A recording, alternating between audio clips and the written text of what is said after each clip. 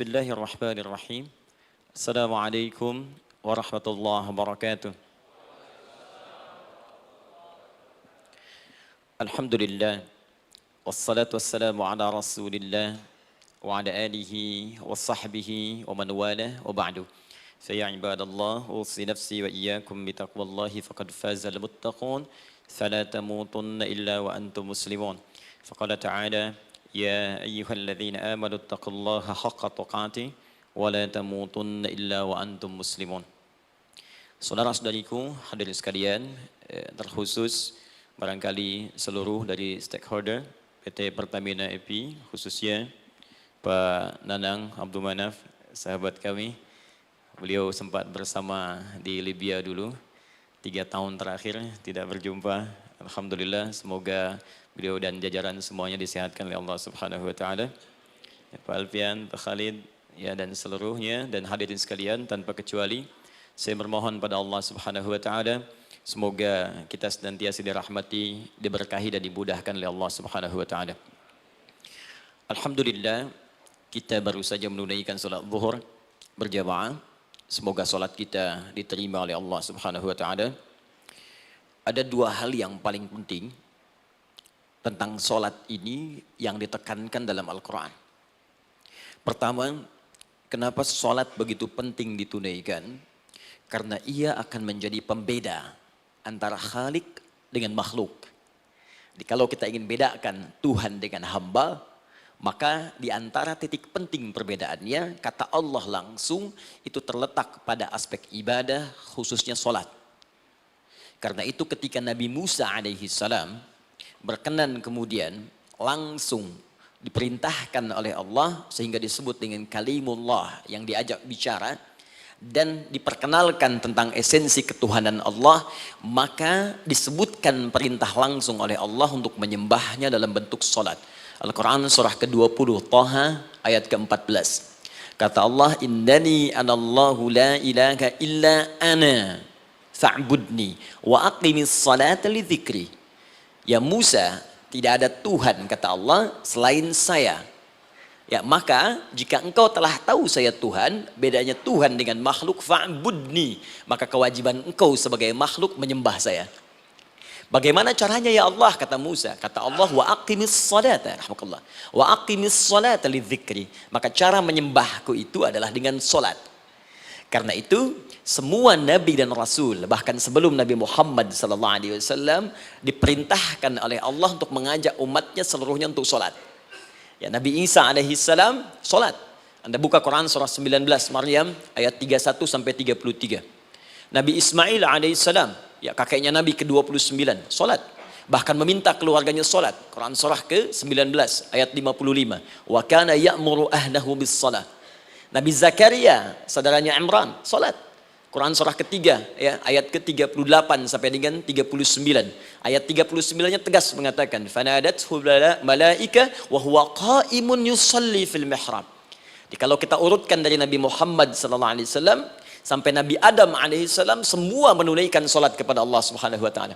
Ya Muhammad bin Abdullah bin Abdul Muttalib bin Hashim bin Abdul Manaf bin Qusay bin Murrah bin Kilab bin Ka'ab bin Ghalib bin Fihir bin Malik bin Nadar bin Kinana bin Khuzaimah bin Mudrikah bin Ilyas bin Nizar bin Mudar bin Ma'ad bin Adnan bin Addi bin Adri bin Muqawwam bin Nagur bin Tarikh bin Ya'rub bin Yasjub bin Nabit bin Ismail alaihissalam bin Ibrahim alaihissalam bin Azar atau bin Nahur bin Abir bin Kinan bin Arfakhshad bin Sam bin Nuh alaihissalam bin Mihlail Matushala bin Kinan bin Anwas bin Thith bin Adam alaihissalam. Dari Nabi Muhammad SAW sampai Nabi Adam semua salat. Coba ulangi. Nanti dalil singkatnya dari Quran surah keempat ayat 163, paling kiri sebelah atas di mushaf.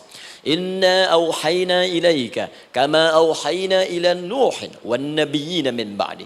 Muhammad, apa yang kami telah wahyukan kepadamu sudah pernah pula kami sampaikan kepada Nuh alaihissalam dan nabi-nabi setelahnya. Kenapa tidak disebutkan Adam sebelumnya? Karena Adam itu nabi bukan rasul. Nabi diberikan risalah untuk pribadi dan kalangan dekatnya, rasul diberikan risalah tugas untuk mengajak umat. Kenapa Nabi Adam bukan rasul? Karena zaman Nabi Adam belum ada umat. Siapa yang mau diajak? Ya? Ini bagian pertama. Jadi kalau kita hari ini masih mendapat kesempatan sholat, alhamdulillah, ini artinya sampai hari ini kita masih benar-benar manusia. Kan kalau ada orang yang kemudian tidak mau beribadah apalagi sholat, terkhusus ketika dia beriman, maka penting dipertanyakan, masihkah ada iman dalam dirinya? Karena itu kata Allah dalam Al-Quran, surah ke-8 ayat yang kedua, aku akan perdengarkan namaku, sehingga ketika disebutkan itu, kita bisa menguji adakah getaran iman dalam jiwa kita. Quran surah 8 Al-Anfal ayat kedua. Innamal mu'minuna alladzina idza dzukirallahu wajilat qulubuhum. Sungguh orang yang masih punya iman itu, kalau diperdengarkan nama Allah kepadanya, akan ada getaran dalam jiwanya. Karena itu setiap hari 5 kali diperdengarkan nama Allah. Untuk menguji di jiwa kita masih ada iman tidak? Bahkan dari bangun tidur, bayangkan waktunya dibagi sempurna persis. Dari mulai subuh baru bangun, menjelang ke siang, mau berakhir siang ke sore, sore pindah ke maghrib, hilang kemudian muncul gelap malam. 5 kali persis dibagi waktu. Diperdengarkan untuk menguji, kira-kira setelah subuh siang masih ada nggak iman? Sore masih ada nggak? Ya Allahu Akbar, Allahu Akbar. Karena itu kalau iman masih ada melekat di jiwa kita, demi Allah saya katakan, begitu kita mendengar suara azan, pasti hati kita akan mengatakan, Allahu Akbar, Allahu Akbar. Wih, sudah azannya. Pernah begitu? Ya, walaupun mungkin setelah selesai, La ilaha illallah, baru azan, belum qomat. Ya, itu normal, gak apa-apa. Yang penting iman masih ada. Nah, ini menunjukkan ada getaran dalam jiwa. Satu itu. Yang kedua, ini yang jarang dimanfaatkan teman-teman. Jadi seringkali sholat dimaknai pada ibadah formal bagian pertama saja. Adapun yang keduanya, ini yang jarang digali. Padahal sekali saja dalam sehari, itu 5 kali Allah menunggu kita.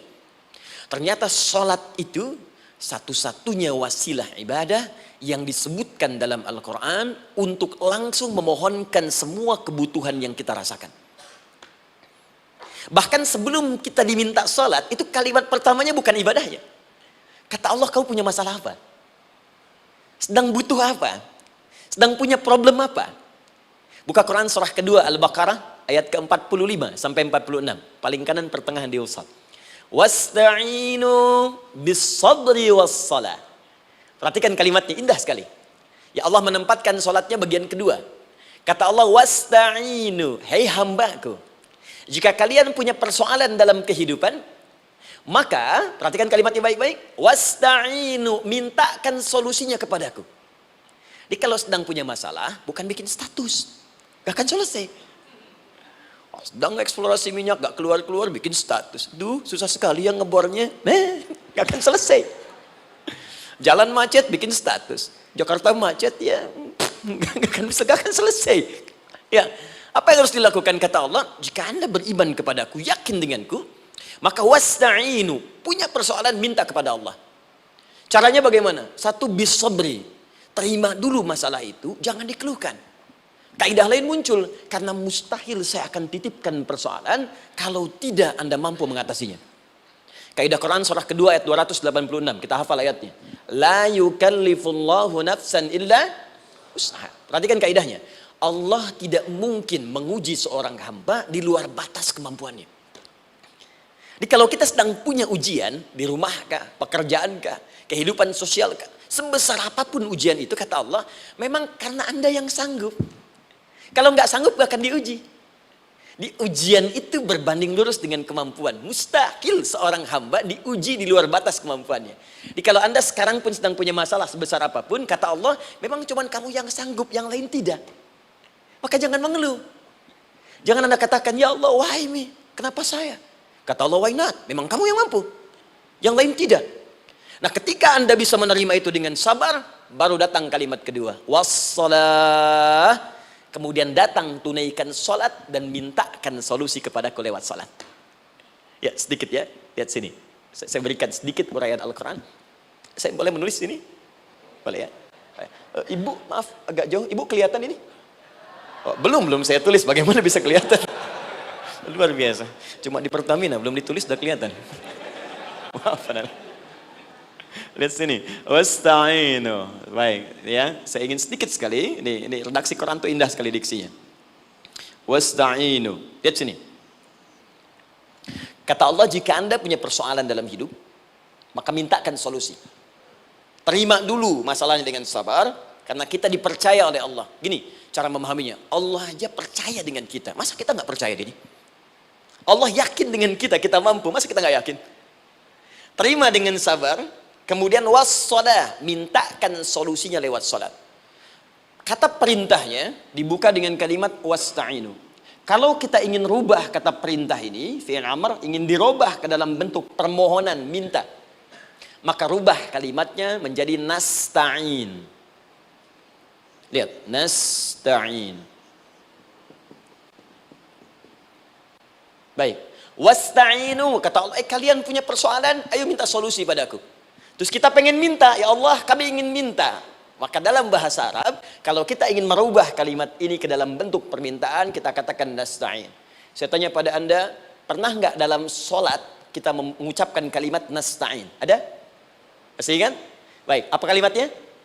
Iyyaka na'budu wa iyyaka nasta'in. Perhatikan, iyyaka na'budu wa iyyaka nasta'in.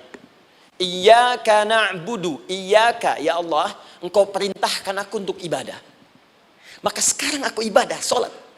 Hanya kepadamu saja. Kan kata Allah, kamu sholat. Terus kita katakan, iyyaka na'budu. Sekarang kami sholat, ya Allah. Nama lain sholat itu ibadah. Kalau kita ibadah, na'budu. Dari mana tahunnya nama lain sholat ibadah? Quran surah ke-20 ayat ke-14. Fa'budni wa aqimis sholata li dzikri. Ibadah kepadaku, caranya sholat. Maka saat sholat kita katakan, iyyaka na'budu. Ya Allah, Engkau perintahkan aku untuk ibadah. Sekarang aku ibadah. Wa iyyaka nasta'in.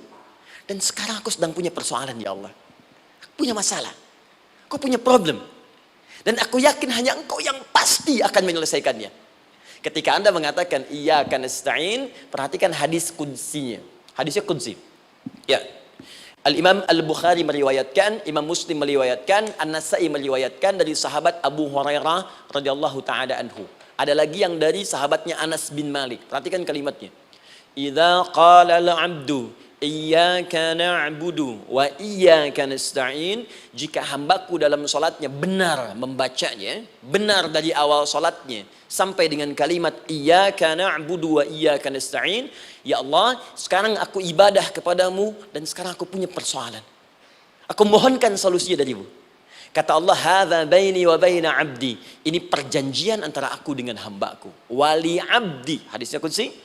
Wali 'abdi, kalau hambaku benar salatnya sampai kalimat ini, masalah, apapun yang dia minta sekarang, aku akan kabulkan. Aku akan kabulkan. Pertanyaan saya, berapa di antara kita yang sholat sampai detik ini, ribuan kali ruku dan sujud, yang memanfaatkan momentum ini untuk memohon? Siapa di antara kita yang ketika sholat memohon kepada Allah solusi? Jangan-jangan selama ini sholat itu hanya menjadi formalitas saja. Takbir, ruku, sujud, salam, selesai. Takbir, ruku, sujud, salam, selesai. Padahal Allah sudah menunggu hambaku, kamu tuh punya masalah apa? Makanya setiap waktu dibagi 5 supaya hidup kita ringan. Subuh ke zuhur punya masalah, zuhur salat. Begitu kita mohon, tuntas masalah itu. Zuhur ke asar punya persoalan, asar salat. Dijawab oleh Allah, tuntas persoalan itu. Karena itu semua nabi dan rasul, bahkan orang soleh, ketika punya persoalan dalam hidupnya, even itu hanya menulis karya ilmiah, maka mereka akan memulai dengan sholat dan minta kepada Allah Subhanahu Wa Taala. Teman-teman kenal Nabi Zakaria? Bagus. Baik, di sana belum tulis, sudah kelihatan. Sini kenal Nabi Zakaria, alhamdulillah. Tapi nggak apa-apa. Saya ke Sukabumi, Pak. Ada yang kenal Fir'aun. Kenal Fir'aun, kenal, bagus. Sukabumi hubun dunia, suka itu hubun, bumi itu dunia. Baik. Teman-teman, Nabi Zakaria itu diuji oleh Allah. Maaf, belum punya keturunan. Dan semua nabi punya ujian. Jadi jangankan kita, nabi aja yang jelas surganya punya ujian. Ya, Anda pernah sakit, Nabi Ayub sakitnya lebih parah dari kita. Ya, Anda di keluarga belum ada keturunan, Nabi Zakaria pernah lebih daripada kita. Sampai rambutnya memutih, fisiknya sudah letih, dan menurut medis, maaf sekali, istrinya divonis tidak mungkin punya keturunan, monofus dan mandul, mustahil. Secara klinis, gak mungkin. Secara medis, tidak mungkin. Maka Allah tunjukkan satu isyarat yang sangat luar biasa. Jika Anda mendapati situasi, makhluk mengatakan ini mustahil dan sudah angkat tangan, ini tanda pertama dari Allah, langsung tinggalkan pendapat manusia, langsung memohon kepada Allah. Maka turunlah beritanya di Quran surah ketiga Ali Imran ayat 38 sampai 39. Paling kanan sebelah atas di mushaf. Sekarang perhatikan kalimatnya, saya mau sambungkan dengan Al-Fatihah tadi. Hunalika da'a Zakaria rabbah. Di mihrabnya Nabi Zakaria salat bermohon kepada Allah. Qala rabbi habli min ladunka dzurriyyatan thayyibah. Kemudian ia berdoa, Rabbi habli, ya Allah yang maha memberi tanpa batas. Ini adab pertama, kalau teman-teman mau berdoa, sebut nama Allah sesuai dengan hajat kebutuhan kita. Itu yang disebut dengan al-asma'ul husna. Di asma'ul husna itu bukan nama-nama indah yang sekedar dihafal, bukan. Tapi nama yang diberikan oleh Allah sesuai dengan kebutuhan hidup kita. Dalilnya Quran surah ke-17 ayat 110. Ya, paling kanan sebelah atas di mushaf, ke pertengahan. Ya, kata Allah, Qulid Allah. Jika Anda punya persoalan, sebut nama Allah. Allah Awir Rahman atau Ar-Rahman. Ayyamma tad'u, tapi kalau Anda ingin spesifik meminta, falahul asmaul husna. Pilih nama Allah, ia punya nama-nama yang indah sesuai kebutuhan kita. Jadi kalau teman-teman misalnya minta kelancaran rezeki, sebut ya Allah ya Razzaq. Anak mau ujian, ya Allah ya Al-Alim.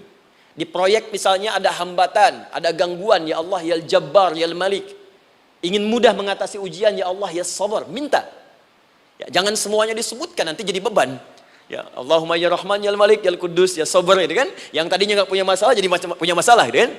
Pilih salah satu. Nah, jika Anda ingin memohon pada satu hal yang mustahil menurut manusia, maka minta dengan menyebut nama Allah yang memberi tanpa batas, mustahil di dalamnya. Nama Allah tersebut namanya Wahhab. Wahhab. Ya Allah, ya Wahhab. Al-Wahhab. Kalau kita rubah dalam bentuk permintaan, maka singkat kalimatnya dengan hab. Hab. Untuk sendiri habli, untuk banyakkan hablana. Rabbana hablana min azwajina wa dzurriyyatina qurrata a'yun. Nabi Zakaria minta karena sendiri yang mengalami situasi itu, maka beliau katakan, Rabbi habli. Ya Allah, habli min ladunka. Ya Allah yang tak punya batas dalam pemberian. Mereka mengatakan aku tak akan punya keturunan. Mereka mengatakan mustahil aku punya anak. Dan aku yakin kau memberi batas tanpa memberikan pemberian tanpa batas. Aku mohon darimu saja. Darimu saja. Dzurriyyatan thayyibah, keturunan-keturunan terbaik. Innaka sami'ud du'a. Engkau pasti mendengar doa saya. Kalau pada yang maha memohon saja, maha mendengar saja tidak mengabulkan, lantas kepada siapa lagi aku mesti minta? Tapi poinnya bukan itu. Poinnya adalah ini disampaikan oleh Nabi Zakaria dalam keadaan sedang sholat. Masih berdiri dalam sholatnya. Dalam bahasa Arab berdiri disebut dengan qaimun, qaim, berdiri. Sedang sholat disebut dengan yusolli. Perhatikan ayat 39-nya. Fanadatul malaikatu wa huwa qaimun yusolli fil mihrab. Maka seketika ketika doanya selesai dipanjatkan, sholatnya belum selesai. Doanya selesai dipanjatkan, seketika datang malaikat menyampaikan, kamu dapat kabar gembira, Anda akan punya anak, bahkan namanya langsung diberikan oleh Allah, Yahya, artinya hidup. Yang mustahil menurut manusia, lahir dari rahim seorang perempuan yang divonis monopos dan mandul, kata Allah, bagiku yang gak ada yang mustahil. Jadi dan hidup dia. Kapan itu terjadi? Masih sholat dan belum selesai dalam sholatnya, dalam keadaan berdiri. Sekarang saya tanya Anda, kita membaca iyyaka na'budu wa iyyaka nasta'in dalam keadaan ruku atau sujud? Sujud, berdiri. Berdiri teman-teman. Betul kan? Dalam keadaan berdiri saat baca Al-Fatihah. Iyyaka na'budu wa saat kita mengatakan wa iyyaka nasta'in, Allah balik bertanya, apa yang kamu butuhkan? Nabi Zakaria itu sholat dulu baru minta. Kita umat Nabi Muhammad karena keutamaan nabinya, sebelum sholat udah ditunggu. Butuh apa? Mau minta apa? Karena itu saya ingin katakan, ayo manfaatkan momentum sholat ini. Jangan sekedar kita kemudian tunaikan formalitas, tapi kita tidak mendapatkan keuntungannya. Ayo, semuanya. Dari mulai takbir sudah ada doa. Ruku ada doa. Bahkan sujud kita bisa perbanyak dalam bahasa hati kita untuk memohon kepada Allah Subhanahu Wa Taala. Jelas sampai di sini? Baik. Mudah-mudahan insya Allah doa kita dikabulkan oleh Allah Subhanahu Wa Taala. Ini baru mukaddimah, kita belum mulai. Ini pengantar. Tema kita hari ini tentang Al-Quran. Dan mudah-mudahan kita diberikan insya Allah kelancaran untuk bahasan kita. Dan topik ini insya Allah akan memberikan banyak manfaat dari apa yang kita kerjakan dalam keseharian kita. Saya mohon izin untuk melambatkan bacaan, karena tadi hanya mengantarkan saja. Teman-teman, kenapa mesti Al-Quran? Apa esensi Al-Quran? Dan kenapa Al-Quran diwahyukan pada Nabi Muhammad SAW? Apakah khusus untuk sekedar dibaca? Atau ada satu nilai yang sangat penting yang justru itu mengandung nilai mukjizat yang paling dalam dari Al-Quran? Yuk kita mulai dengan Al-Quran surah kedua Al-Baqarah ayat ke-38, paling kanan sebelah atas. Disambungkan dengan Quran surah kedua ayat 185, paling kiri pertengahan di mushaf. Quran surah kedua ayat 38 dengan Quran surah kedua ayat 185. Saya mulai dari kisah Nabi Adam, saya pelan-pelan. Nabi Adam saat diciptakan oleh Allah, kemudian diberikan informasi bahwa beliau akan bertugas di bumi, beraktivitas di bumi. Disampaikan di Quran surah kedua ayat 30, paling kiri sebelah atas. Wa idh qala rabbuka lil malaikati inni ja'ilun fil ardi khalifah. Kata Allah, dan pelajari, ingat ketika kami menyampaikan pada para malaikat, kami akan menugaskan satu makhluk, manusia namanya Adam, di bumi tugasnya, untuk menjalani hidup di bumi. Nah, secara singkat, setelah Nabi Adam turun ke bumi di awal masa bersama Sayyidah Hawa, ya alaihi wassalam, maka ternyata bersamaan dengan turunnya Adam dan Hawa ke bumi itu, mereka berdua dibekali petunjuk. Yang dengan petunjuk itu, ini yang dahsyat. Allah jamin semua aktivitas hidupnya, dari mulai yang sederhana sampai yang kompleks, pasti jika diikuti petunjuk ini, dia akan senang menjalaninya dan akan tenang mendapatkan hasilnya. Ya, perhatikan kalimatnya. Quran surah kedua ayat 38. Fokus. Qul nahbitu minha jami'a. Kata Allah, sekarang tiba saatnya. Adam, Hawa, turun kalian ke bumi. Kalau setan kita tinggalkan aja ya. Ini kita bahas Adam dulu. Turun kalian semua ke bumi. Fa imma ya'tiyannakum minni huda.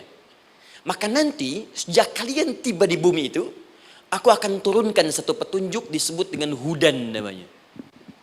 Hudan. Fokus.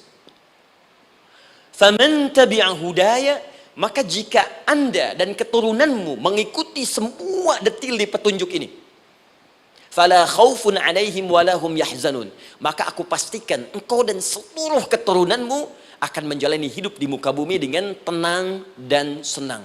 Fala khauf, khauf itu gelisah, takut. Lawan dari takut apa? Tenang. Lawan dari gelisah, tenang. Kata Allah, jika Anda mengikuti tuntunan hidup yang ini, maka saya jamin semua hidupmu tenang. Walahum yahzanun, dan saya pastikan selama hidup di muka bumi itu kalian tidak akan pernah bersedih. Senang, lawan sedih itu senang. Jadi ternyata kita itu diminta tugas di bumi itu bukan untuk dipersulit. Jadi kalau ada yang hidup sampai saat ini sedih deh, di rumah tangga sedih, di kantor nggak tenang, pasti di antara poinnya bukan nggak mampu senang, tapi boleh jadi yang hidup ini tidak membaca petunjuk kehidupannya. Anda kerja di perusahaan, teman-teman ada yang di Pertamina, ada yang di yang lain. Kalau Anda nggak ikuti petunjuk, kan pekerjaan tidak akan berlangsung dengan nyaman kan?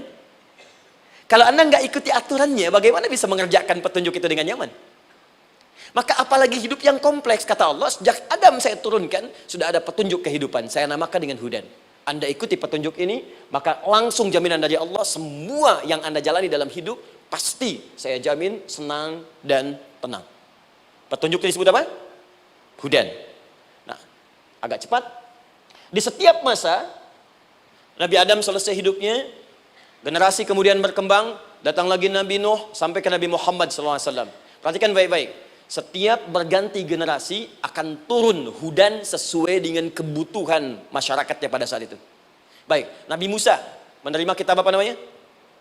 Nabi Musa Taurat. Taurat disebut hudan dalam Al-Quran. Muncul Nabi Musa, kitabnya disebut Taurat. Perhatikan baik-baik. Tahukah teman-teman ketika Taurat disebutkan dalam Al-Quran? Buka Quran surah ke-17. Ya, ayat yang kedua. Wa ataina Musal kitaba. Kami berikan kepada Musa kitab. Lihat, wa ja'alnahu hudan li bani Israil. Dan kitab yang kami berikan itu, yang disebut Taurat, Ali Imran ayat yang ketiga, wa anzalat Taurata wal Injil. Kami berikan Taurat kepada Musa. Nah, saat Allah turunkan Taurat itu, hudan li bani Israil. Isi Taurat ini adalah petunjuk kehidupan khusus untuk Bani Israel saja. Umatnya Musa. Jadi kalau umat Nabi Musa mengikuti petunjuk hudan, Taurat ini, kata Allah, saya jamin semua hidupnya tenang dengan senang. Nabi Isa turun Injil. Injil disebut hudan dalam Al-Quran. Dan yang terakhir, saya cepat karena waktu kita terbatas. Ketika Allah menurunkan Nabi Muhammad SAW dan dipilih sebagai Rasul, maka saat yang bersamaan beliau pun diberikan petunjuk untuk umatnya. Dan dahsyatnya, petunjuk itu pun disebut dengan hudan. Buka Quran surah kedua, ayat 185. Syahrul Ramadhan alladhi unzila fihi al-Quran. Di bulan Ramadan itu, kata Allah, saya turunkan Al-Quran. Kenapa saya turunkan Al-Quran? Hudal linnas. Saya jadikan Quran ini sebagai petunjuk, pedoman hidup linnas, bukan terbatas untuk satu komunitas, tapi untuk seluruh manusia sampai kehidupan berakhir. An-Nas disebutkan 241 kali dalam Al-Quran, menunjuk pada semua manusia tanpa kecuali. Ini bedanya Al-Quran dengan kitab sebelumnya. Taurat hanya untuk kalangan tertentu saja. Jadi selesai nabinya, selesai kitabnya. Injil hanya kalangan tertentu saja. Nabinya selesai, selesai kemudian misinya. Tapi Al-Quran tidak. Ini kalimat pertama langsung dari Allah. Walaupun nabinya wafat, tapi karena Al-Qurannya didesain oleh Allah untuk seluruh manusia sampai kehidupan berakhir, maka pasti Al-Quran itu di setiap masa akan mampu dijadikan pedoman dalam kehidupan. Nah, jadi prinsip pertama, ketika Allah menurunkan Al-Quran, sebenarnya tujuan utamanya bukan sekedar dibaca. Bukan. Tapi di dalamnya itu ada petunjuk hidup, Pak, Bu. Dan yang buat, yang menciptakan kita. Bukankah Anda kalau ingin memperbaiki sesuatu akan datang kepada penemunya, penciptanya? Anda punya handphone, ada masalah, kan datangnya ke counter handphone. Anda punya mobil, ada persoalan, bukankah datangnya ke dealer? Sekarang kita ingin tahu persoalan hidup kita. Ingin tahu gambaran hidup kita. Ingin tahu misi dan visi hidup kita. Kemana kita kemudian bertanya? Pada pencipta kita. Nah, kata Allah, ketika saya utus manusia pertama kali ke bumi, saya sudah turunkan bagaimana cara menjalani kehidupannya. Dan ternyata berita baiknya untuk kita diberikan oleh Allah satu petunjuk utuh, langsung disebutkan, isinya disebut dengan Al-Quran. Jadi dari Al-Fatihah sampai dengan An-Nas, dia bukan bacaan biasa. Semua di dalamnya ada petunjuk kehidupan kita dari mulai bahkan dalam kandungan sampai kita wafat kepada Allah Subhanahu wa taala. Kalau diikuti petunjuk ini, langsung turun jaminan dari Allah. Hidup kita pasti akan tenang dan nyaman. Saya bacakan cepat ya. Tapi nggak usah ditulis, nanti kalau teman-teman agak terlambat mengikutinya, Anda buka kembali rekamannya, Anda boleh runtutkan kembali. Saya baca cepat saja, dan ini insya Allah Anda hanya akan temukan dalam Al-Quran. Nanti saya berikan rahasia di akhir sebelum kita akhiri. Yuk, satu, Anda silahkan bandingkan dengan buku manapun, referensi manapun, Anda hanya akan temukan dalam Al-Quran. Dari sejak sebelum lahir, bagi perempuan yang tengah mengandung, langsung Allah berikan tuntunan bagaimana agar kandungan itu berjalan dengan sehat, nyaman, dan mudah ke persalinan. Quran surah ke-7 ayat 189. Perkembangannya bisa diamati dan dicek kemudian, ya, baik ke dokter atau yang lain. Nanti perkembangannya disebutkan di Quran surah ke-22 ayat ke-5. Dirinci lagi di Quran surah ke-23 ayat 11 dari 9 sampai dengan 13. Kemudian mulai terlahir, dari lahiran diberi petunjuk oleh Allah. Nih, berikan ASI, maksimal 2 tahun. Kalau ingin berhenti sebelum 2 tahun, boleh, begini caranya. Quran surah kedua ayat 233. Dari sampai usia 2 tahun, menjelang balik, kata Allah berikan 4 pendidikan dini. Ini turunannya, disebutkan 1, 2, 3, 4. Jika Anda ajarkan ini, maka anak ini akan tumbuh. 1, dekat dengan Allah. 2, dijamin taat pada orang tuanya. 3, dia akan baik dengan lingkungannya. Dan 4, dia akan bertahan dalam kebaikan sampai dia dewasa. Quran surah ke-31 ayat 13 sampai dengan 19. Usia 7 tahun, ya, mulai dia balik misalnya, dia akan mulai belajar. Bagaimana cara belajar yang baik supaya cepat paham, gampang mengerti. Turun Quran surah ke-9 ayat 122. Amalannya di Quran surah 96 ayat yang pertama. Kemudian rinciannya diturunkan di Quran surah kedua ayat 282 di ujung ayatnya. Lalu bagaimana mencari sekolah yang bagus, majlis yang baik, guru-guru yang baik, diturunkan Quran surah ke-58 ayat ke-11. Dicontohkan tentang Maryam dan Nabi Isa alaihissalam di Quran surah ketiga ayat 35 sampai dengan 37. Naik lagi, dia mulai dewasa, ya, mulai bergaul, bahkan kadang-kadang merantau, punya tempat komunitas berbeda. Bagaimana supaya dia bergaul tidak terpengaruhi lingkungan yang tidak baik. Maaf ya, kadang-kadang ibu yang sudah mengandung, melahirkan, ayah mencari nafkah, tiba-tiba anak pergi bahkan ke kampus, ke sekolah, dapat teman yang gak bagus, pulang-pulang mengecewakan Anda. Bagaimana menemukan tempat-tempat yang baik untuk bisa menjaga perilaku anak ini? Ditemukan nanti di Quran surah ke-49 ayat ke-13-nya. Dirinci perkembangannya di Quran surah ke-12 Yusuf ayat 2 sampai dengan ayat 29-nya. Sampai ketika dia akan mulai kemudian menikah, kata Allah, pilih pasangan yang baik dengan ta'aruf, berikan mahar yang sempurna. Quran surah ke-4 ayat ke-4.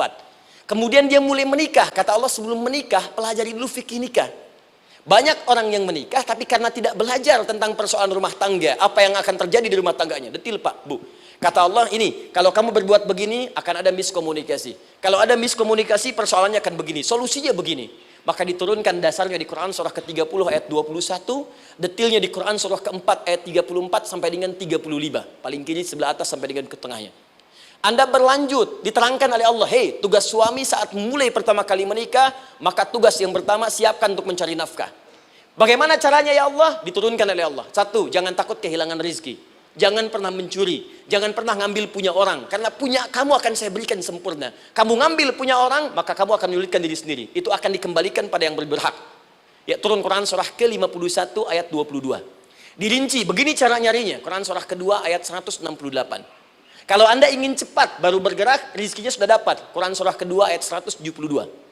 Ada yang dahsyat, dia belum keluar, rizkinya yang mendatangi dia. Jadi nanti di Al-Quran ada 8 jenis rizki. Di antara yang paling hebat, ada yang belum Anda datang, rizkinya sudah menjemput. Ada orang mendatangi rizki, ada rizki mendatangi dia.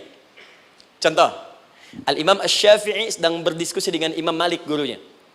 Kata Imam Asy-Syafi'i, Syekh, rizki itu mesti saya cari dulu, baru kita dapat.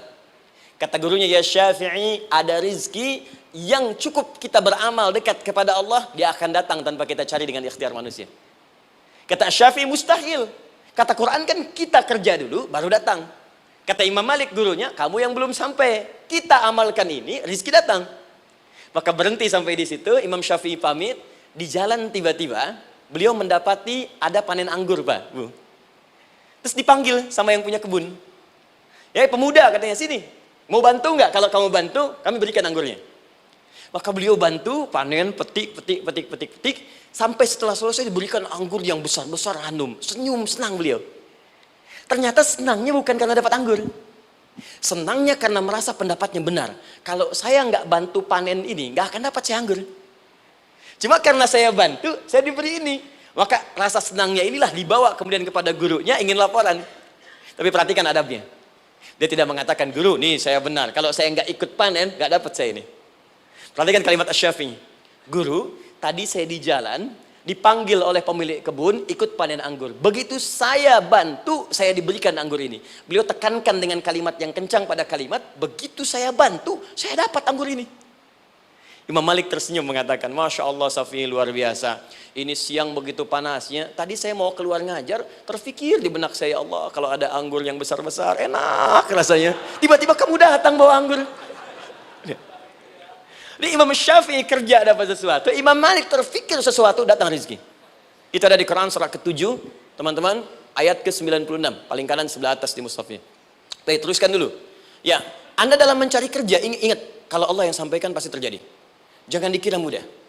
Kata Allah akan ada persaingan, akan ada kadang-kadang singgungan, akan ada tantangan, maka mulai petakan tantangan apa yang akan Anda lalui saat Anda mulai mencari nafkah itu. Maka turun Quran surah kedua ayat 214, paling kanan sebelah bawah.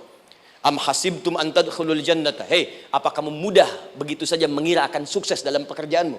Bahkan bisa diartikan surga, ingin masuk surga.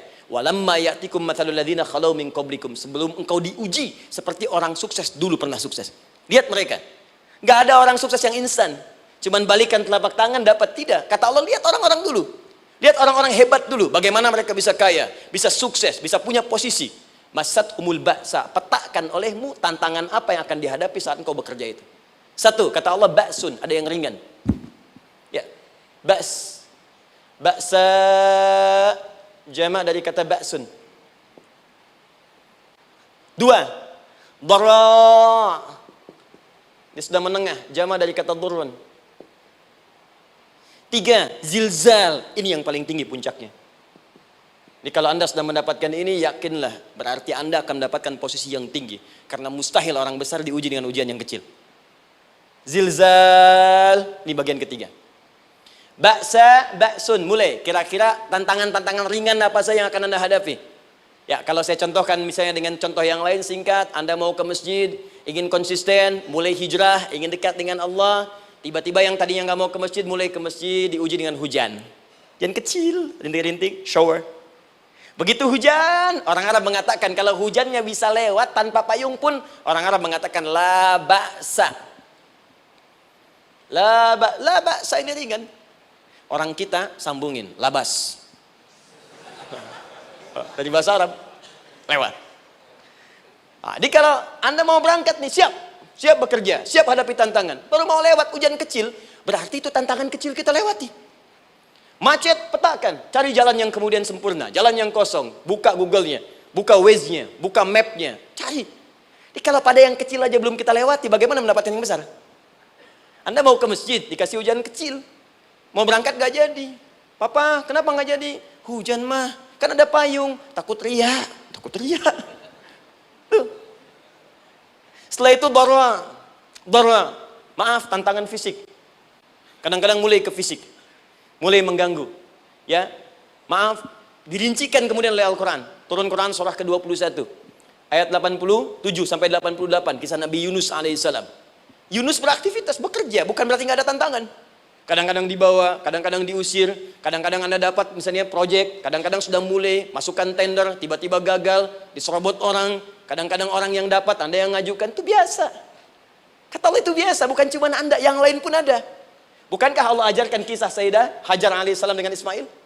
Bukankah bolak-balik naik Safa Marwah, kadang di atas, kadang di bawah, kadang lihat peluang sampai Marwah ternyata bukan air. Terkadang Anda yang bekerja, tim yang lain yang mendapatkan karena kerja keras Anda bisa jadi terjadi. Bukankah yang kerja keras Hajar yang dapat Ismail? Mungkin Anda yang konsep, yang dapat minyaknya orang lain. Mungkin Anda yang kerjakan, yang suksesnya teman Anda, gak ada masalah. Dan itu kemudian akan bermanfaat bagi Anda. Tidak mungkin setiap keringat yang keluar dari diri kita mustahil kecuali akan melahirkan manfaat yang kembali pada diri kita. Tantangan. Tapi yang paling dahsyat ini yang nggak ditemukan di sebagian referensi yang kita baca.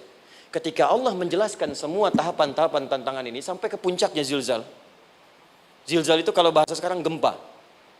Ada ujian yang menggoncang hati kita.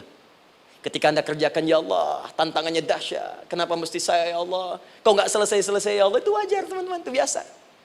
Kata Allah, orang dulu saja mengatakan, mata nasrullah, kapan ini selesai?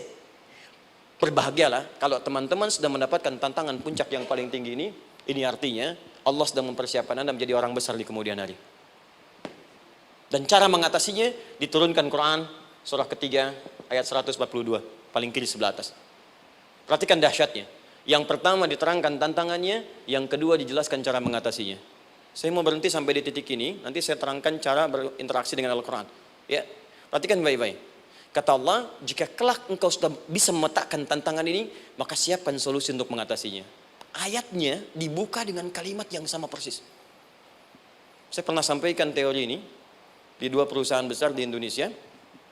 Yang pertama ada salah satu perusahaan, karena ini direkam saya nggak sebutkan perusahaannya, perusahaan otomotif besar, sedang turun gratis, kemudian juga ada inflasi yang tinggi. Terus saya terangkan teori Quran. Dia praktekkan berhasil, Pak. Padahal saat itu saya presentasi di depan non-muslim. Non-muslim. Sales-sales se-Indonesia dikumpulkan, saya bedah tentang ini. Dan mereka berhasil. Sampai sekarang naik lagi. Yang kedua sama, ini direkturnya juga non-muslim. Tapi nggak apa-apa kita diskusi. Dan mau mendengar teori ini. Dan praktekkan, naik. Ya, dulu di satu perusahaan minyak juga. Sedang turun, karyawan semua dikumpulkan. Lalu kita bahas tentang ini, kita terangkan. Yang ini yang paling menarik dari Al-Quran.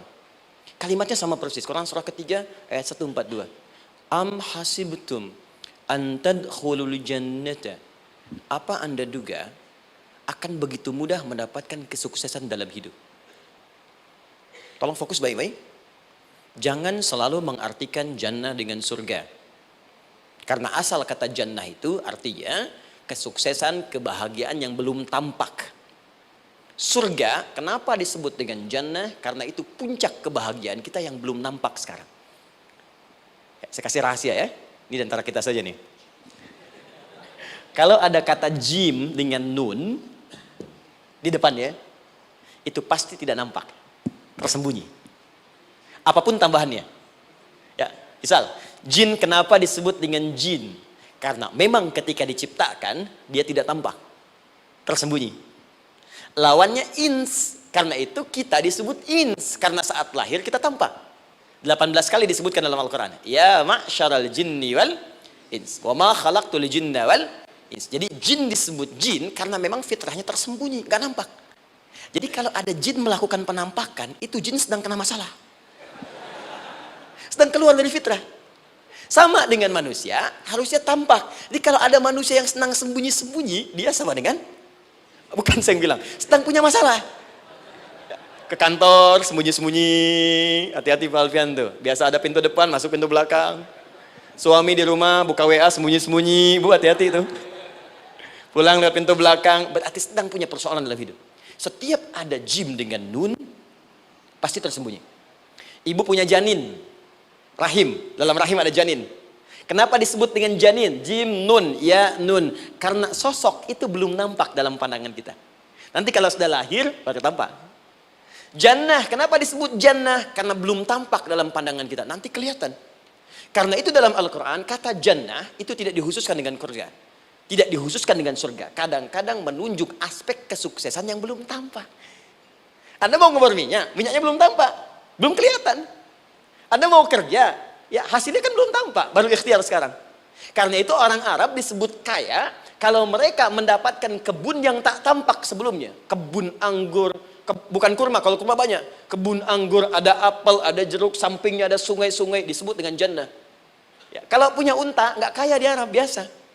Karena yang kelihatan padang pasir, unta, hitam, merah, biasa. Tapi kalau sudah punya kebun, kebun anggur, yang sulit di padang pasir ada kebun, itu baru disebut kaya. Karena itu orang Arab kadang mengartikan jannah dengan aspek kesuksesan yang belum tampak. Diartikan dengan kebun anggur, kebun apel, dan macam-macamnya. Perhatikan, am hasibtum an tadkhulul jannah. Apa Anda duga ingin sukses itu begitu mudah? Sukses jadi tidak. Walamma ya'lamillahu alladhina jahadu minkum wa ya'lamas sabirin. Perhatikan baik-baik. Sebelum Allah memastikan pada diri Anda terdapat dua hal yang paling utama untuk mengatasi tantangan tadi. Satu, jahadu. Kesungguhan. Serius. Jadi kalau mau sukses, mesti serius. Kerja serius. Cintai pekerjaan Anda. Ya, belajar anak-anak serius. Pastikan belajar dengan serius. Jangan cuma anak-anak duduk paling belakang, nggak pernah nanya, kadang ngantuk, pulang. Ujian, besoknya mau ujian, baru belajar. Ya, sistem SKS, sistem kebun. Ya, kadang-kadang sejam, Bu, Pak. Saya pernah ada orang di luar ngadu waktu di Libya, Ustadz, gimana ini orang Indonesia? Kenapa? Saya belajar 3 bulan. Besok mau ujian. Teman antum orang Indonesia pinjam catatan saya baru semalam. Dia dapat 8, saya 7,5. Saya bilang, Anda belum tahu sistem SKS itu. Baik, ya. Tapi itu bukan solusi. Begitu ujian selesai, ilmu lupa. Itu poinnya. Jadi kalau hanya sekedar ilmu dipakai untuk ujian, pada prakteknya nggak akan terpakai. Ini banyak anak sekolah sekarang hanya belajar untuk ujian saja. Padahal kalau dipraktekkan, kadang kaitan dengan agama tinggi, Bu, Pak. Fisika itu dengan agama itu tinggi.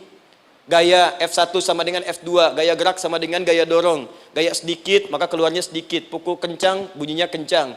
Imannya kalau kuat, amalan jadi banyak. Iman sedikit, amal pun sedikit. F berbanding lurus dengan P, hukum Pascal. Gaya berbanding lurus dengan tekanan. Masuk bab akhlak. Makin banyak gaya, makin banyak tertekan. Nah itulah. Gaji 5 juta, gaya 10 juta. Kan? Ini serius.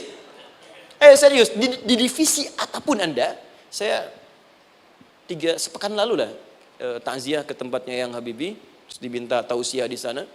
Dan saya perhatikan beliau termasuk yang paling serius ketika diberikan tugas apapun. Gak pernah diberikan amanah kecuali mencintai pekerjaan itu. Yang Habibie demikian. Ciri orang sukses itu serius. Tapi keseriusan itu, kata Allah petakan jadi 3 bagian lagi. Karena jahadu itu punya 3 turunan kata. 1, keseriusan merencanakan, disebut ijtihad namanya. Punya rencana. Mappingnya apa? Stepnya apa? Oke, Anda ingin kerjakan sebuah proyek, baik, proyeknya berlangsung berapa lama? Target kita apa? Jangka panjangnya, menengahnya, jangka pendeknya. Kemudian apa tantangan yang akan dihadapi di setiap tahapan-tahapannya? Selesaikan. Bahkan saking pentingnya tahap perencanaan ini, ditunjukkan oleh Allah langsung lewat sholat. Teman-teman masih ingat sholat pertama yang kita kerjakan setiap hari, sholat apa namanya? Subuh. Apa artinya subuh? Tuh, ini masalahnya. Ini kata Al-Quran sendiri ya, kata Al-Quran sendiri. Nanti akan ditemukan orang yang ibadah tidak paham apa yang dikerjakan dan dilakukan dalam ibadahnya. Contoh sholat. Kata Allah akan ada orang sholat yang saat sholat tidak mengerti apa yang ia baca dan dia lakukan dalam sholatnya. Jujur tanyakan pada diri kita. Sampai detik ini, dari sekian ribuan kali ruku dan sujud, berapa persen bacaan sholat yang kita pahami?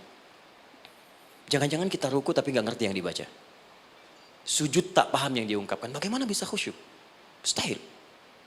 Maka kembali ke sini. Kenapa sholat pertama itu disebut dengan subuh? Teman-teman, ternyata semua nama sholat dari subuh sampai isya, plus bacaan dan gerakan dari takbir sampai salam, itu bukan sekedar gerakan semata. Semua ada artinya, ada maknanya. Dan diajarkan oleh Nabi langsung. Subuh disebut dengan subuh. Ada 2 kata. 1, fajar. Quran surah ke-17 ayat 78. Inna Qur'an al-fajri kana mashhuda. Kedua, subuh di surat At-Takwir. Was-subhi idza tanaffas. Kenapa disebut fajar? Fajar itu pancaran positif, pancaran kebaikan.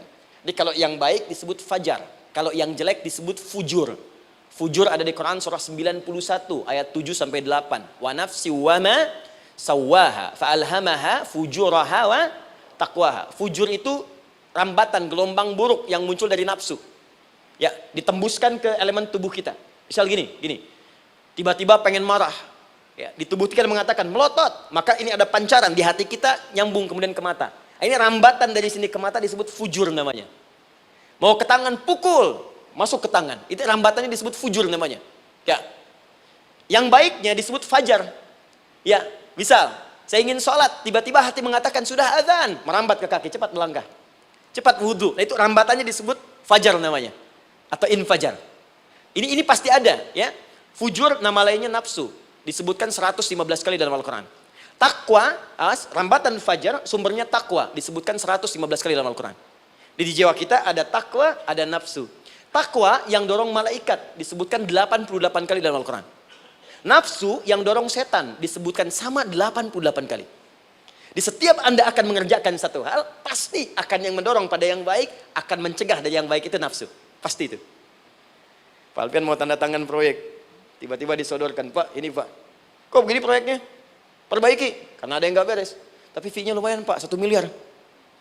Gak bisa, jiwa takwa mengatakan jangan terima Pak. Bapak mengatakan maaf, ini jari tahiyat, gak akan pernah dipakai maksiat, perbaiki, datang lagi. Ini Pak, kok sama? Fee-nya diperbaiki Pak, 100 miliar. Nafsunya mulai berkata, terima. Takwanya bilang, jangan. Akhirnya beliau katakan, tangan tahiyat gak akan pernah dipakai maksiat. Tapi tunggu, saya istiqoroh dulu.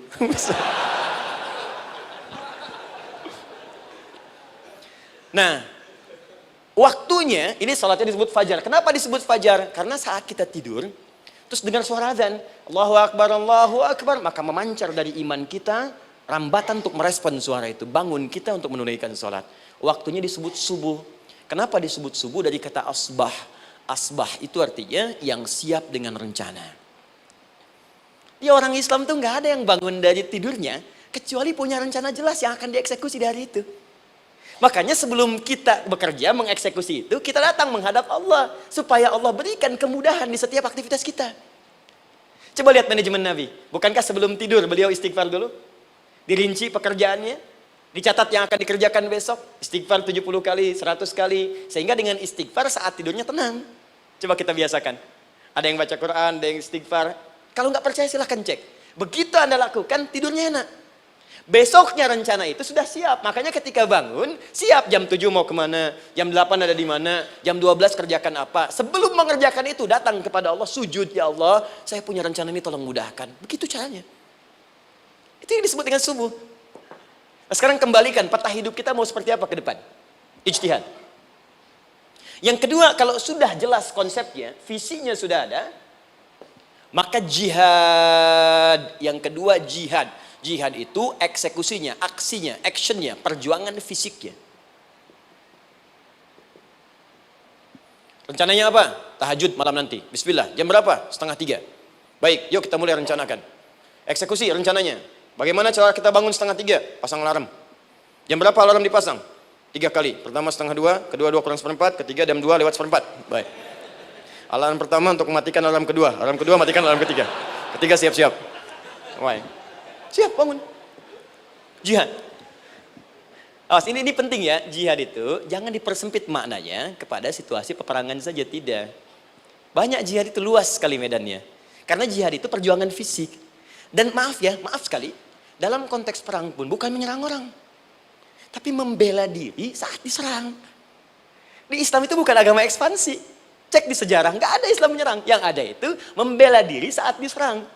Atau saat orang lain dizalimi dan kita diminta untuk terlibat, kita membantu. Ini bukan dalam konteks sekarang yang banyak dibincangkan, tembak orang, bom orang, nyerang orang, bukan. Itu waktu kejadian bom Tamrin itu pertama, saya di Lampung posisinya. Itu begitu meledak, duar. Pertanyaan pertama Pak di Majelis Taklim, Ustadz, apakah bom di Jalan Tamrin termasuk jihad fisabilillah? Saya bilang, Pak, sependek pengetahuan saya, jihad fisabilillah itu jihad di jalan Allah, bukan di Jalan Tamrin. Kaidahnya beda. Nah, misal mencari nafkah itu jihad. Cari nafkah jihad. Quran surah keempat ayat 34, paling kiri sebelah atas. Tugas pertama ketika menikah, kata Allah, ar-rijalu qawwamuna 'alan nisa. Setiap lelaki itu diminta oleh Allah untuk mengatur bagian rumah tangganya. Jadi pemimpin di rumah tangganya. Ya bima faddalallahu ba'dahum 'ala ba'din, karena diberikan kemampuan untuk memimpin. Di pemimpin itu ada di suami. Dan ciri khas pemimpin, Bu, biasanya ciri khas pemimpin apa, Bu? Bukan tegas, bukan. Ciri khas pemimpin itu tidak mau dipimpin.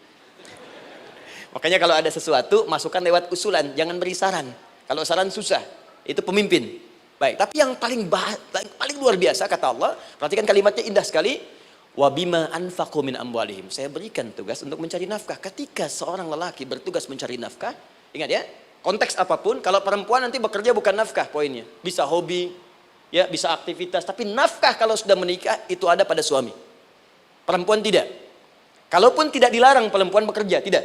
Sayyidah Aisyah mengajar, ada yang para sahabiah jadi perawat, ya, ada yang pengajar. Banyak dulu sahabat Nabi yang perempuan mengajar.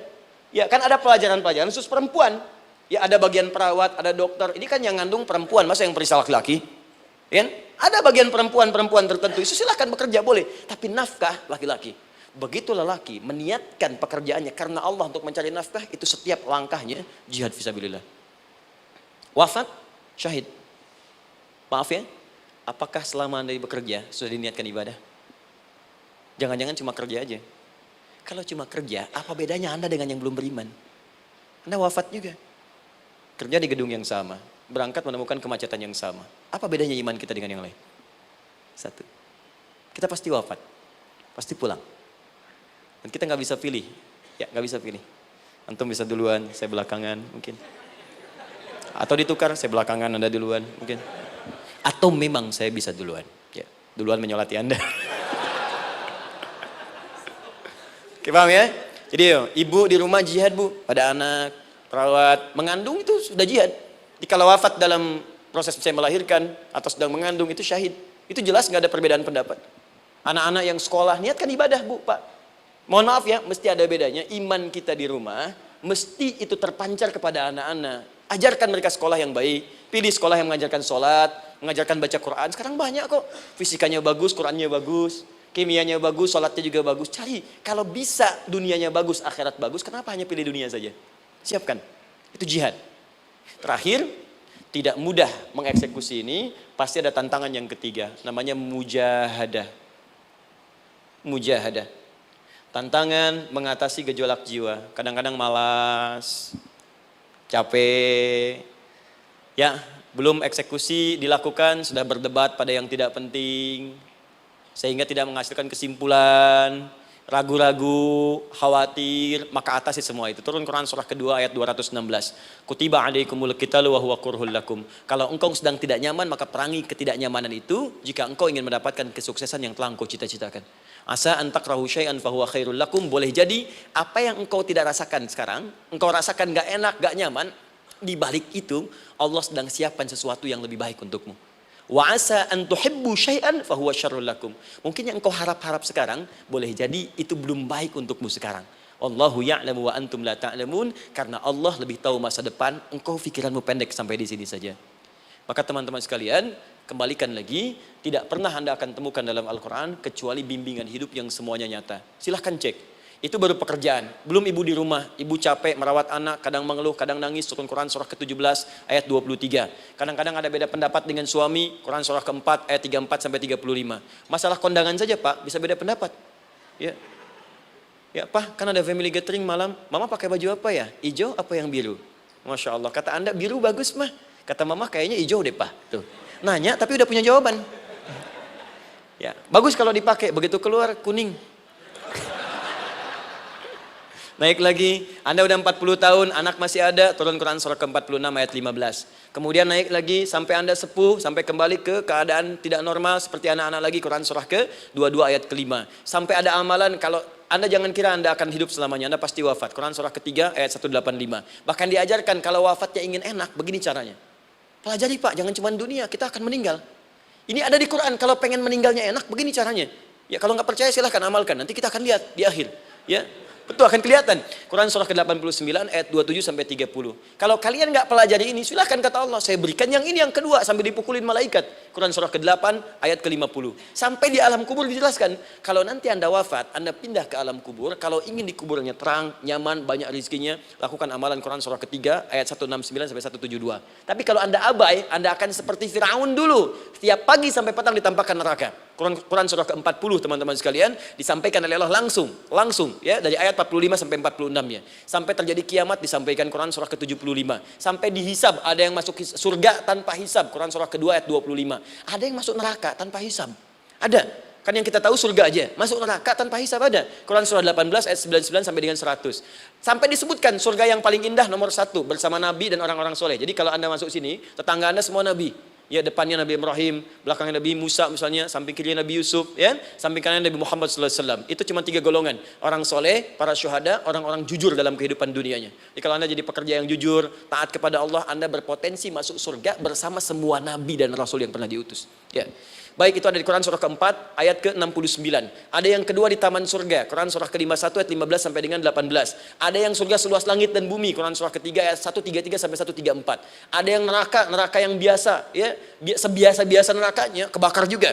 Quran surah 4 ayat 56. Tingkat paling tinggi neraka jahanam untuk 2 golongan, munafik, ingat, munafik dan kafir. Jadi kalau Anda pun muslim, jauhi perbuatan munafik. Karena munafik akan mengantarkan langsung ke dalam neraka jahanam. Quran surah ke-4 ayat 140. Mana yang tidak ada? Mana yang nggak ada di Quran? Semua ada. Bisnis ada, ya, birokrasi ada, diplomasi ada, mengajar ada, ilmu ada. Karena itu saya mau tutup, jika kita ingin benar mengeluarkan petunjuk ini, seperti orang dulu pernah melakukannya, maka kata Allah melalui lisan Rasulullah, turun Quran surah ke-29 ayat ke-45. Satu ini aja kita kerjakan, insya Allah ini akan beda kita rasakan. Utslu ma wuhya ilaika minal kitab. Jika kalian kemudian hidup di muka bumi, maka keluarkanlah bimbingan dari Al-Quran sesuai dengan kebutuhan kita secara tematik. Utslu itu dari kata tilawah. Tilawah itu baca, pahami, amalkan. Karena itu setiap kita baca Al-Quran, di sampingnya pasti ada yang menerjemahkan supaya kita paham. Betul kan? Ketika ada yang baca Al-Quran, di sampingnya ada siapa? Ya, sari tilawah kan? Baik, sari tilawah itu bahasa Indonesia. Ya, sari, sebetulnya tilawah saja. Tapi mungkin saat yang menerjemahkan dulu pertama di Indonesia, namanya Bu Sari. Karena itu disebut sari tilawah. Ya, kalau Adi mungkin ada tilawah gitu kan? Nah, jadi teman-teman, caranya begini. Anda keluarkan sesuai kebutuhan. Enggak semua ayat Quran mesti kita kaji. Kalau mau dari awal, dari akhir, bagus. Kalau baca silahkan. Hatamkan, Nabi juga hatamkan. Tapi kalau Anda ingin ambil sesuai passion kita. Anda pebisnis, kenapa nggak mengeluarkan ayat bisnis di Quran? Teman-teman yang diperminyakan, keluarkan ayat-ayatnya ada. Quran surah At-Tur, surah 52 itu, keluarkan. Ya, wal bahrul masjur, Dan jika Anda akan melakukan eksplorasi di laut, carilah laut yang punya nih kualifikasi begini. Yang di bawahnya ada endapan tanah yang melahirkan api, kata Allah tuh. Itu potensial ada minyaknya. Kalau yang kerja di batu bara, turun Quran surah Fatir, surah 35 ayat 27 sampai 29. Ini jenisnya. Ada yang kelihatan dari jauh, ada yang harus digali, ada yang kelihatan dari jauhnya kelihatan hijau, ada kelihatan menghitam. Disebutkan langsung. Ada. Jadi kenapa nggak Anda turunkan dalam bentuk-bentuk tematik yang itu bagian kita? Ada yang pokok, ada yang spesifik. Yang pokok tentang sholat, karena semua orang sholat. Tentang ayah. Anda jadi ayah berapa tahun? Kenapa nggak dikeluarkan di Quran ayat-ayat tentang ayah? Kenapa nggak dikeluarkan di Quran ayat-ayat tentang ibu? Jangan jauh-jauh dulu bicaranya. Tentang belajar. Nah, nanti eksekusinya kalau mau cepat buka kitabnya Al-Imam Al-Bukhari. Ada kitab hadis, saya akhiri, yang dikarang oleh Al-Imam Al-Bukhari dan sangat populer. Apa nama kitabnya? Kalau hafal saya kasih hadiah. Apa kitab Imam Al-Bukhari yang populer? Ya.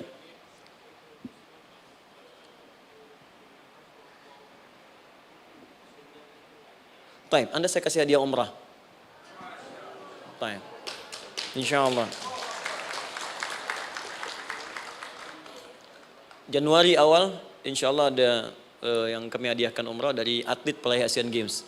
Ya, Anda boleh ikut nanti. Ya, ada juga saya senang saya cinta dengan bangsa ini. Dia ada peraih Asian Games medali emas yang kemarin.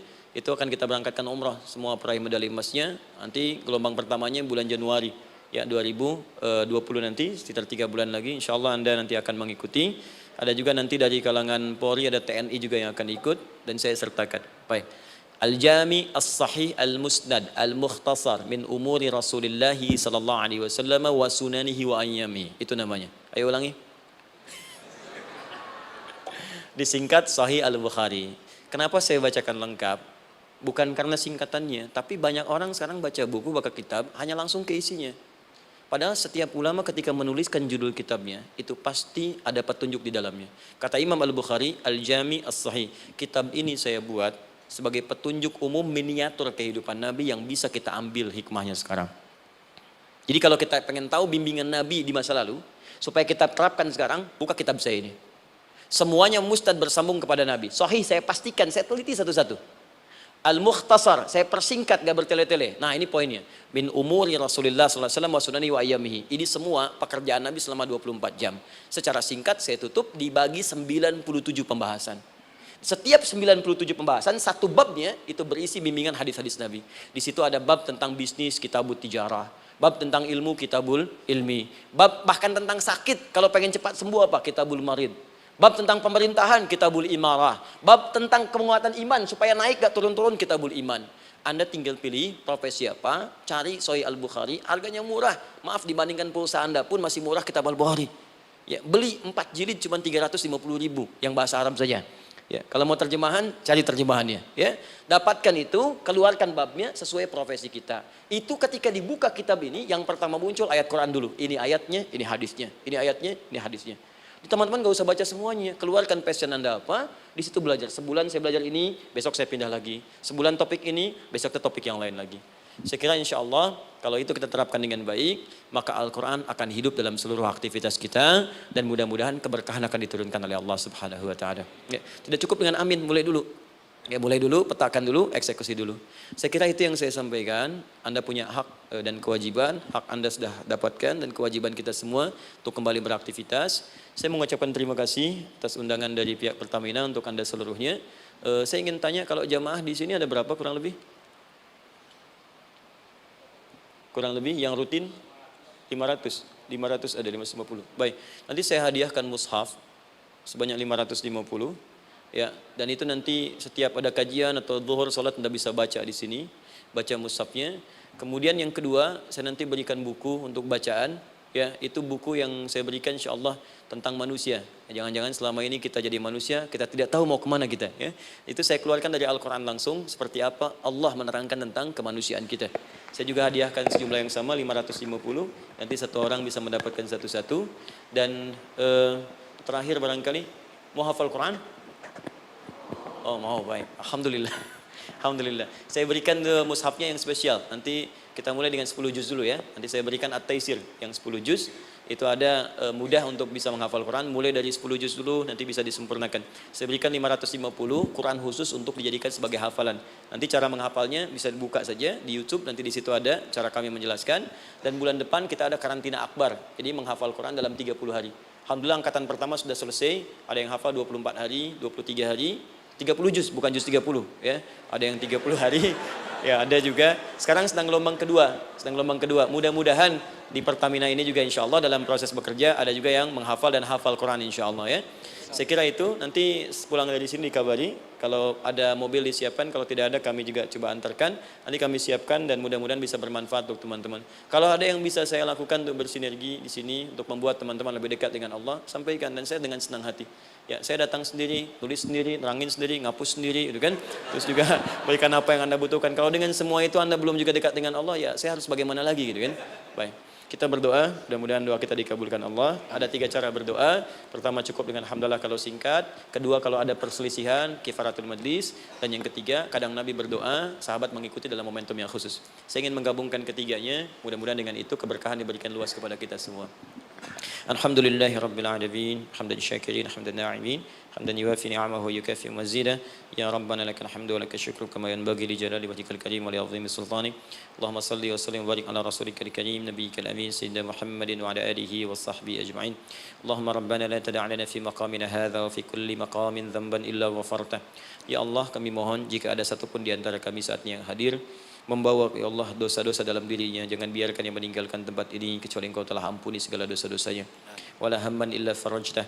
Ya Allah, jika ada di antara kami yang tengah hadir saat ini ada kegelisahan dalam jiwanya, maka mohon jangan biarkan yang meninggalkan tempat ini kecuali Engkau telah tenangkan keadaan hatinya.